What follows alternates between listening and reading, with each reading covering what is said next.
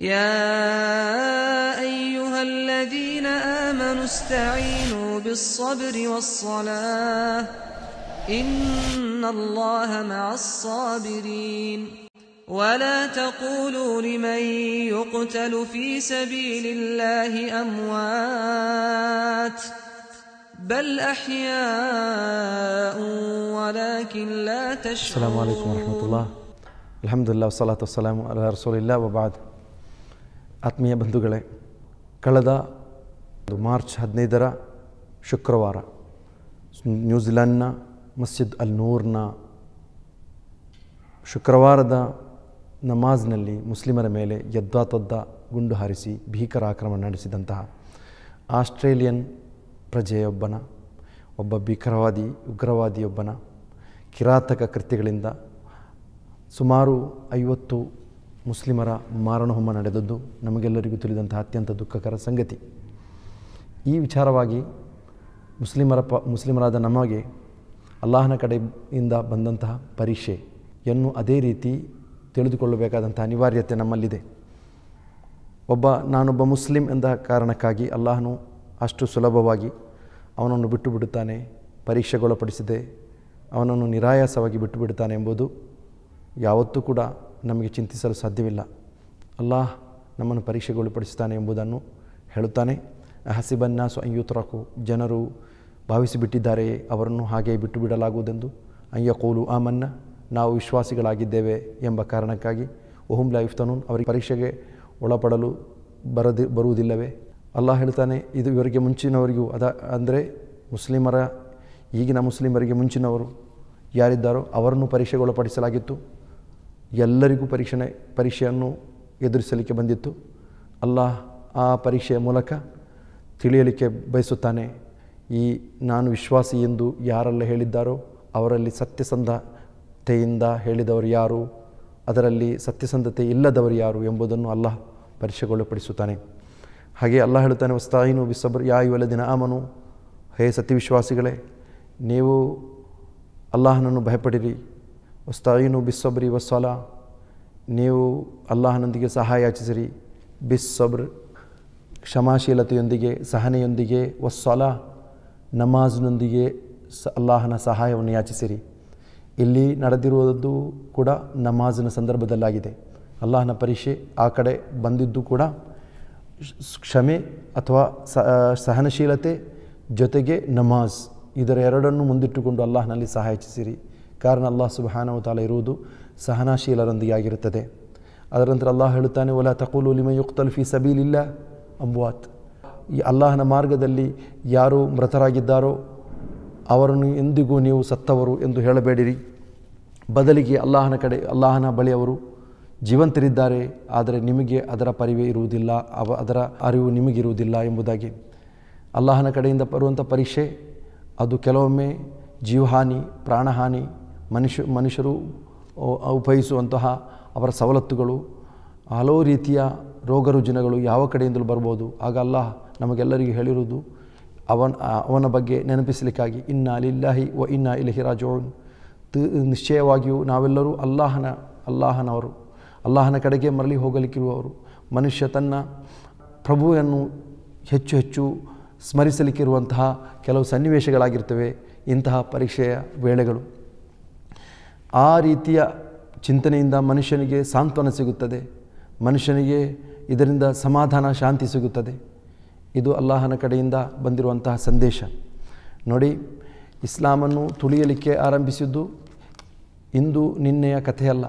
ಪ್ರವಾದಿಯವರು ಯಾವತ್ತೂ ತನ್ನ ಪ್ರವಾದಿತ್ವವನ್ನು ಮುಂದಿಟ್ಟುಕೊಂಡು ಜನರ ಮುಂದೆ ಇಸ್ಲಾಮಿನ ಸಂದೇಶವನ್ನು ಸಾರಲು ಆರಂಭಿಸಿದ್ದಾರೋ ಆ ದಿನಾಂಕದಿಂದ ಹಿಡಿದುಕೊಂಡು ಈ ಪ್ರಪಂಚದ ಕೊನೆಯವರೆಗೂ ಇಸ್ಲಾಮಿನ ಶತ್ರುಗಳು ಎಲ್ಲ ರೀತಿಯಲ್ಲೂ ಇಸ್ಲಾಮನ್ನು ದಮನಿಸಲು, ತುಳಿಯಲು, ಇಸ್ಲಾಮನ್ನು ಇಲ್ಲದಂತಾಗಿಸಲು ಪ್ರಯತ್ನ ಪಡುತ್ತಾರೆ ಎಂಬುದು ನಮಗೆ ಅಲ್ಲಾಹನ ಪ್ರವಾದಿಯವರ ಕಡೆಯಿಂದಲೂ ಕುರ್ಆನ್ನ ಕಡೆಯಿಂದಲೂ ತಿಳಿದು ಬಂದಿರುವಂತಹ ಒಂದು ಸಂದೇಶ.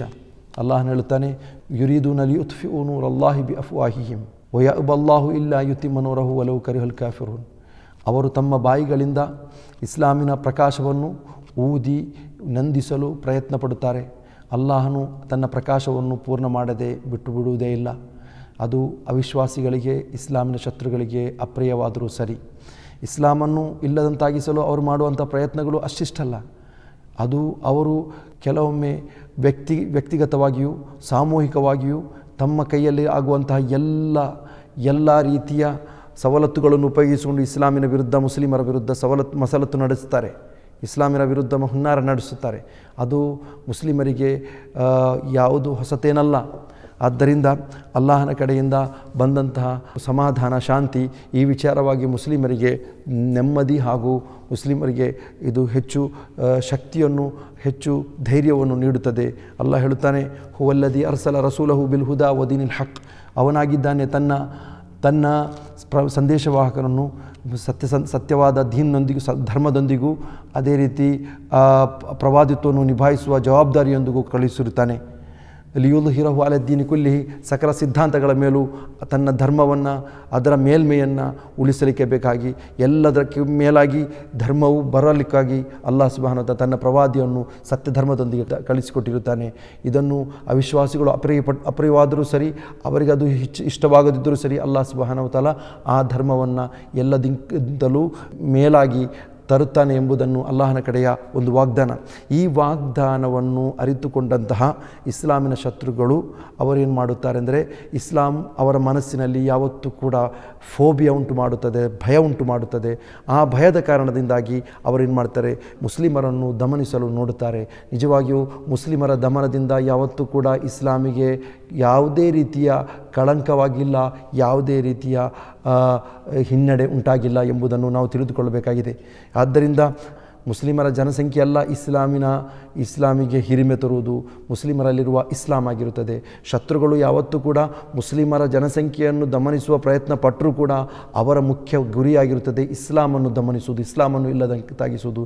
ಅದಕ್ಕೆ ಬೇಕಾಗಿ ಹಲವು ವೇಷಗಳಲ್ಲೂ ಹಲವು ರೂಪದಲ್ಲೂ ಮುಸ್ಲಿಮರ ನಡುವೆ ನುಸುಳಿಕೊಂಡು ಇಸ್ಲಾಮನ್ನು ಇಲ್ಲದಂತಾಗಿಸುವ ಪ್ರಯತ್ನವನ್ನು ಮಾಡುತ್ತಾರೆ ಎಂಬುದನ್ನು ನಮಗೆ ನಮ್ಮ ಚರಿತ್ರೆ, ಇತಿಹಾಸ ನಮಗೆ ನೆನಪಿಸಿಕೊಡ್ತಾ ಇರುತ್ತದೆ. ಆದ್ದರಿಂದ ಈ ವಿಷಯವಾಗಿ ಯಾವುದೇ ರೀತಿಯ ಮುಸ್ಲಿಮರಿಗೆ ಯಾವುದೇ ರೀತಿಯ ಒಂದು ಅನಿಷ್ಟಕರವಾದಂತಹ, ಅಪ್ರಿಯವಾದಂತಹ, ಮುಸ್ಲಿಮರಿಗೆ ದುರಂತವಾಗುವಂಥ ಏನಾದರೊಂದು ಸಂಭವ ಘಟನೆ ನಡೆದ ತಕ್ಷಣ ನಮಗೆ ಹೇಳಲಿಕ್ಕಾಗುವುದಿಲ್ಲ ಇದು ಮುಸ್ಲಿಮರ ಪಾಲಿಗೆ ಅತ್ಯಂತ ಕೆಡುಕಾಗಿರುವುದು ಅಂತ. ಅಲ್ಲಾಹ್ ಸುಬ್ಹಾನಹು ಹೇಳುತ್ತಾನೆ, ಲಾ ತಹ್ಸಬುಹು ಶರ್ರನ್ ಲಕುಂ, ಇದು ನಿಮಗೆ ಕೆಡುಕಾಗಿದೆ ಎಂದು ಯಾವತ್ತೂ ಕೂಡ ನೀವು ಭಾವಿಸಬೇಡಿರಿ. ಬಲ್ ಹುವ ಖೈರುಲ್ ಲಕುಂ, ಬದಲಾಗಿ ಇದು ನಿಮಗೆ ಉತ್ತಮವಾಗಿರುತ್ತದೆ. ಅವರು ಅಲ್ಲಾಹನ ಧರ್ಮವನ್ನು ತುಳಿಯಲಿಕ್ಕೆ, ಅಲ್ಲಾಹನ ಧರ್ಮವನ್ನು ಇಲ್ಲದಂತ ಮಾಡಲಿಕ್ಕೆ ಸಾಕಷ್ಟು ಪ್ರಯತ್ನ ಪಡುತ್ತಾರೆ. ಆ ಪ್ರಯತ್ನ ಪಟ್ಟದ್ದು ಅವರಿಗೆ ಬೂಮರಂಗಾಗಿ ಅದು ಮರಳಿ ಬರಲಿಕ್ಕೆ ಸಾಧ್ಯತೆ ಇದೆ ಎಂಬುದನ್ನು ನಾವು ಇತ್ತೀಚಿನ ದಿನಗಳಲ್ಲಿ ಇದನ್ನು ನಾವು ಗಮನಿಸ್ತಾ ಇದ್ದೇವೆ. ಮೊನ್ನೆ ದಿನ 2 ದಿನಕ್ಕೆ ಮೊದಲು ನ್ಯೂಜಿಲೆಂಡ್ನ ಅಧಿವೇಶನ ಕೂಡ, ಪಾರ್ಲಿಮೆಂಟ್ ಅಧಿವೇಶನ ಆರಂಭವಾಗಿರುವುದು ಕುರ್ಆನ್ನ ಮೂಲಕ ಆಗಿರುತ್ತದೆ. ಆ ಕುರ್ಆನ್ನ ವಚನಗಳು ಮುಂದಿರಿಸಿರುವ ಸಂದೇಶ ಕೂಡ ಆಗಿರುತ್ತದೆ. ನೀವು ಅಲ್ಲಾಹನ ಸಹಾಯವನ್ನು ಯಾಚಿಸಿರಿ, ನಮಾಜ್ ಸಂಸ್ಥಾಪಿಸಿರಿ ಎಂಬುದಾಗಿ. ಅದೇ ರೀತಿ ಅಲ್ಲಾಹನ ಸಹಾಯ ಯಾಚಿಸಿರಿ, ನಿಮ್ಮ ಸಹನಶೀಲತೆಯೊಂದಿಗೆ ಅಲ್ಲಾಹನ ಸಹಾಯ ಯಾಚಿಸಿರಿ. ಆದ್ದರಿಂದ ಈ ವಿಷಯವಾಗಿ ಇನ್ನೂ ಕೂಡ ಇಸ್ಲಾಮಿನ ಹಿರಿಮೆ, ಗರಿಮೆ ಜನಸಾಮಾನ್ಯರ ಜನಲಕ್ಷಗಳಿಗೆ ತಲುಪುವಂತಹ ಕೆಲಸ ಅಲ್ಲಾಹನು ಮಾಡ್ತಾ ಇದ್ದಾನೆ. ವಯಂಕುರುಲ್ಲಾ, ಅವರು ಕುತಂತ್ರ ಮಾಡುತ್ತಾರೆ, ಅಲ್ಲಾಹನು ಅದಕ್ಕೆ ಪ್ರತಿತಂತ್ರ ಮಾಡುತ್ತಾನೆ.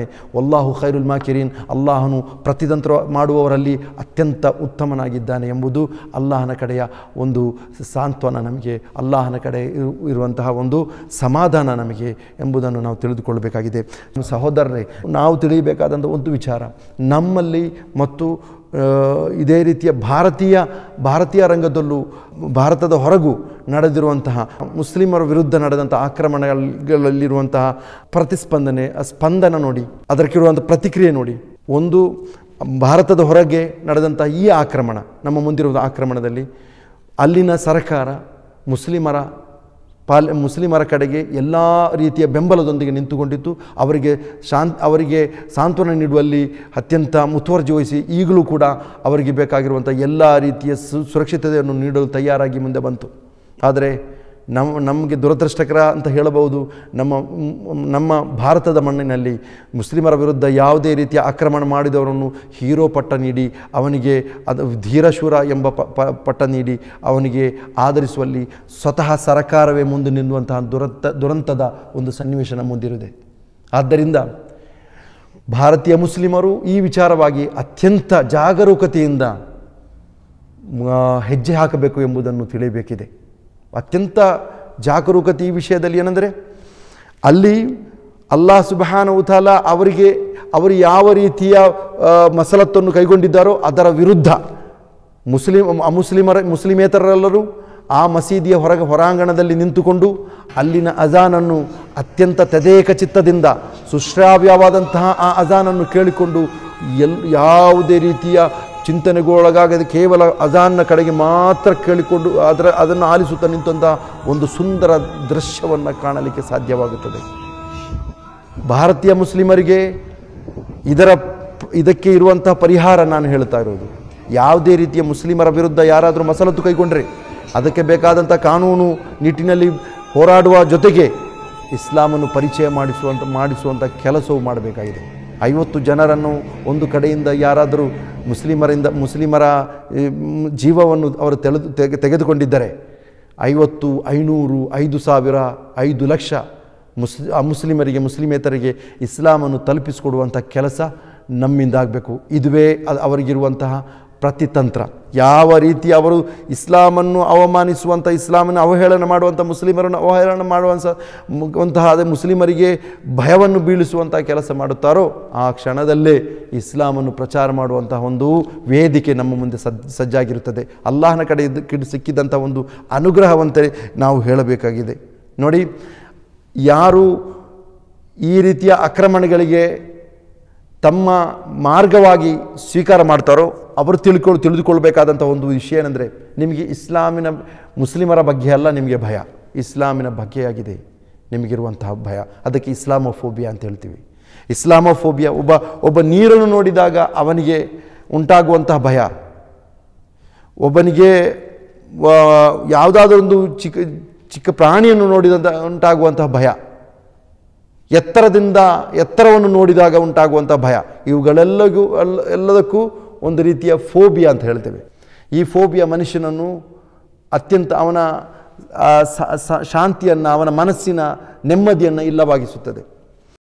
ಇಂತಹ ವ್ಯಕ್ತಿಗಳನ್ನು ರೂಪಿಸಿ ಅವರಲ್ಲಿ ಒಂದು ಸಮಾಜವನ್ನು ರೂಪಿಸಿ ಆ ಸಮಾಜದಲ್ಲಿ ಈ ವಿಚಾರಗಳನ್ನು ಹಾಕಿ ಅದರಲ್ಲಿ ಒಂದು 50% ಜನರು ಅದರ ವಿರುದ್ಧ ಅವರು ಮಾತಾಡ್ತಾರೆ. ಅದರ ನಂತರ ಅದರಲ್ಲಿರುವ 10% ಮಂದಿ ಇದಕ್ಕೆ ಏನಾದರೂ ಒಂದು ಕ್ರಮ ಕೈಗೊಳ್ಳಬೇಕು ಎಂದು ಬಯಸುತ್ತಾರೆ. ಅದರಲ್ಲಿ 1-2% ಜನ ಅದರ ವಿರುದ್ಧ ಆಕ್ರಮಣವನ್ನು ಕೈಗೊಳ್ಳಲಿಕ್ಕೆ ಪ್ರಾರಂಭಿಸ್ತಾರೆ. ಇದಾಗಿರುತ್ತದೆ. ಇವತ್ತು ಕೂಡ ಮೀಡಿಯಾಗಳ ಮೂಲಕ, ಸಂಘ ಸಂಸ್ಥೆಗಳ ಮೂಲಕ ಇಸ್ಲಾಮಿನ ವಿರುದ್ಧ ಮಾಡುವಂಥ ಮಸಲತ್ತುಗಳು, ಅದೇ ರೀತಿ ಹುನ್ನಾರಗಳು ನಡೀತಾ ಇದೆ. ಆದರೆ ಮುಸ್ಲಿಮರ ಪಾಲಿಗೆ ಏನು ಹಿನ್ನಡೆಯಲ್ಲ. ಮುಸ್ಲಿಮರು ಇದರಿಂದ ಧೈರ್ಯಗೊಂಡಬೇಕಾದಂಥ ಯಾವುದೇ ಅವಶ್ಯಕತೆ ಇಲ್ಲ. ತನ್ನ ಪತ್ನಿಯನ್ನು, ತನ್ನ ಪತಿಯನ್ನು ಕಳೆದಂಥ, ತನ್ನ ಮಗನನ್ನು ಕಳೆದಂಥ ಒಬ್ಬ ಪಾಕಿಸ್ತಾನಿ ಮಹಿಳೆ ಈ ವಿಚಾರವಾಗಿ ಹೇಳುವುದನ್ನು ನೋಡಿ ಆ ಪಾಕಿಸ್ತಾನಿ ಮಹಿಳೆಯೊಂದಿಗೆ ಕೇಳಲಾಗುತ್ತದೆ, ಹೇಗಿದೆ ನಿಮ್ಮ ಅನುಭವ, ಹೇಗಾಗುತ್ತಾ ಇದೆ ಅಂತ ಕೇಳುತ್ತಾ ಇರುವಾಗ ಅವರು ಕೇಳ್ತಾ ಇದ್ದಾರೆ, ನಾನು ಮೊದಲಿಗಿಂತಲೂ ತುಂಬ ಶಕ್ತಳಾಗಿದ್ದೇನಂತ. ಇನ್ನು ನೀವು ಮಸೀದಿಗೆ ಹೋಗಲಿಕ್ಕೆ ತಯಾರಿದ್ದೀರಾ? ನಾವು ಮುಂಚೆ ಹೋಗುವುದಕ್ಕಿಂತಲೂ ಇನ್ನಷ್ಟು ನನ್ನಂತಹ ಇತರ ಮಹಿಳೆಯರು, ನನ್ನ ಸಹೋದರಿಯರು ಮಸೀದಿಗೆ ಹೋಗಲಿಕ್ಕೆ ಅವರು ಹಾತೊರೆಯುತ್ತಿದ್ದಾರೆ ಎಂಬುದಾಗಿ. ಇದು ಹೇಗೆ ನಿಮಗೆ ಸಾಧ್ಯವಾಯಿತು ಎಂಬುದಕ್ಕೆ ನನ್ನ ಧರ್ಮ ನನಗೆ ಕಲಿಸಿಕೊಟ್ಟಿತು. ನನ್ನೊಳಗೆ ಆ ಒಂದು ಶಕ್ತಿಯನ್ನು ಕೊಟ್ಟಿದ್ದು ನನ್ನ ಧರ್ಮ ಕಲಿಸಿದಂತಹ ಪ್ರೀತಿಯಾಗಿದೆ. ಆ ಪ್ರೀತಿಯಿಂದ ನಮಗೆ ಸಂತೋಷವಾಗಿ ಕಳೆಯಲಿಕ್ಕೆ ಸಾಧ್ಯವಾಗುತ್ತದೆ. ಯಾರು ದ್ವೇಷವನ್ನು ಸಾಧಿಸುತ್ತಾ ಇದ್ದಾರೋ, ಯಾರು ದ್ವೇಷ ಭಾಷಣ ಮಾಡ್ತಾ ಇದ್ದಾರೋ, ಯಾರು ದ್ವೇಷವನ್ನು, ಹಗೆತನವನ್ನು ಪ್ರಚಾರ ಮಾಡ್ತಾ ಇದ್ದಾರೋ, ಸ್ವತಃ ಅವರಿಗೆ ಪ್ರೀತಿ ಅವರಿಗೆ ಲಭಿಸಿಲ್ಲ. ಅವರ ಚಿಕ್ಕಂದಿನಿಂದಲೇ ದ್ವೇಷದಿಂದಲೇ ಬೆಳೆದವರು, ದ್ವೇಷವನ್ನೇ ಪ್ರಚಾರ ಮಾಡುವವರು, ಅವರ ಒಳಗೂ ಅವರು ಅಶಾಂತಿ, ಅವರ ಹೊರಗೂ ಅಶಾಂತಿಯನ್ನು ಹರಡುತ್ತಾರೆ ಎಂಬುದನ್ನು ಆ ಮಹಿಳೆ ಲೋಕಕ್ಕೆ, ಜಗತ್ತಿಗೆ ಕೊಟ್ಟಂಥ ಒಂದು ಸಂದೇಶ.